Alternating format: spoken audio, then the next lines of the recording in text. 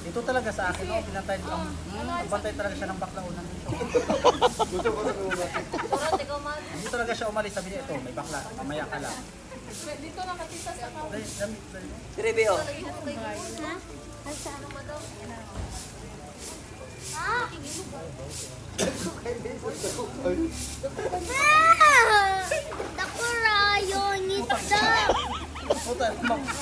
Ay kabala ka ma'am, nililig na mahorte mong tiil. Sige, ibutang na. Ang ganda-ganda mo, ang sarap-sarap yung pakiramdam ko eh. Ang dami naman tingnan mo.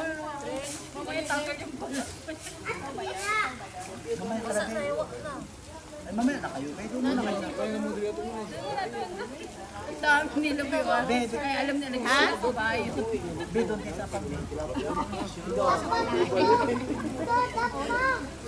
May unahin yung apambil. Dapit na.